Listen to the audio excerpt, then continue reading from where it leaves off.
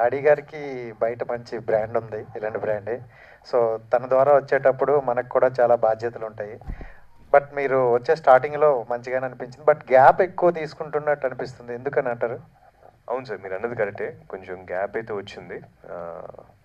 But you know my last film didn't do well, Chor Bazaar అన్నది. So I'm little particular. కొంచెం ఈసారి ఏదైనా స్టెప్ తీసుకుంటే బాగా ఆలోచించి జాగ్రత్తగా, అంటే ఏదో చేసే బదులు చేసేదేదో కొంచెం బాగా గట్టిగా చేద్దామని ఫిక్స్ అయ్యాను. సో అవన్నీ జరుగుతున్నాయి.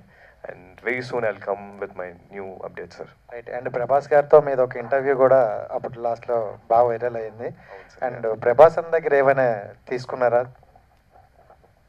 టైప్లో టిప్స్? అయితే ప్రభాస్ గారు నాకు, అంటే ఎప్పుడు కలిసినా నేను ఆయనతో మాడుతూ ఉంటాను.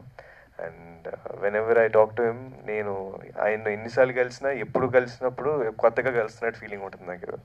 సో ఆయన్ని, ఆయన దగ్గర చాలా నేర్చుకోవచ్చు. ఆయన అడగాల్సిన అవసరం లేదు, just the way he behaves, ఆయన అందరితో ఉండే విధానంలోనే మనం చాలా నేర్చుకోవచ్చు.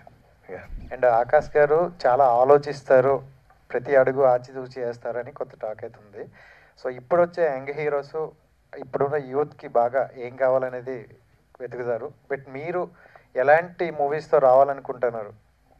యా, అంటే సంథింగ్, అంటే కొంచెం యూనివర్సల్ యాక్సెప్టెన్స్ అండి. అంటే లైక్ యూనో, ఒక పెద్ద వాళ్ళ దగ్గర నుంచి చిన్నపిల్లల దాకా, మాస్ ఆడియన్స్ దగ్గర నుంచి క్లాస్ ఆడియన్స్ దాకా అందరు ఎంజాయ్ చేసే సినిమా గురించి నేను చూస్తున్నాను.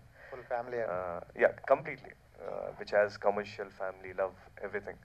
సో ఒక proper entertainer. And I have set as to one film. So that's